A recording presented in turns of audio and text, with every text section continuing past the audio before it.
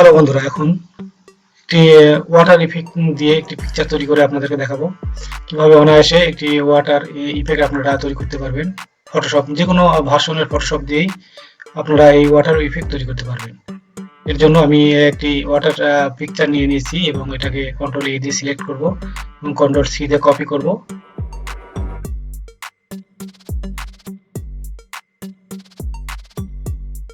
এবং প্রথমে আমার লেয়ার আনলক করে নিব।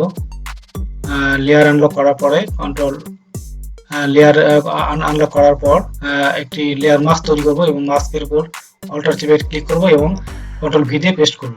এরপর লেয়ার মাস্ক থামসের উপর সিলেকশন রেখে আমি কন্ট্রোল আই প্রেস করব। আমি মাস্ক থামসের উপর সিলেকশন দিয়ে কন্ট্রোল আই প্রেস করব। এরপর লেয়ার থামস সিলেকশন রেখে আমি অল্ট চেপে ডিলিট প্রেস করব। এরপর আমি এটা টেস্ট করব যে আমার ওয়াটার ইফেক্ট তৈরি হয়েছে কিনা।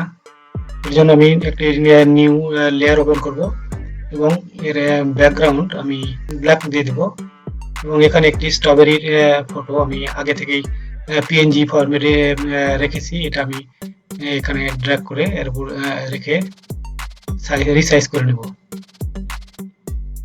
এরপর আমি আমার ওয়াটার ইফেক্ট অ্যাপ্লাই করে দেখব যে ঠিকঠাক হয়েছে কিনা।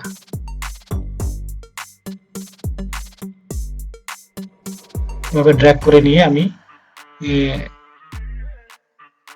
এভাবে ড্র্যাগ করে ছেড়ে দিলাম এবং আমার ওয়াটার ইফেক্ট খুব সুন্দরভাবে হয়েছে। তো বন্ধুরা, আপনারা ওইভাবে ওয়াটার ইফেক্ট অনায়াসে তৈরি করতে পারবেন ফটোশপ দিয়ে। যে কোনো ভার্সনের ফটোশপ হলেই আপনারা এই ওয়াটার ইফেক্ট তৈরি করে অ্যাপ্লাই করতে পারবেন। সো আমার ভিডিও যদি হেল্পফুল মনে হয় তাহলে আমার ইউটিউব চ্যানেল সাবস্ক্রাইব করবেন এবং আমার পাশে থাকবেন। ধন্যবাদ।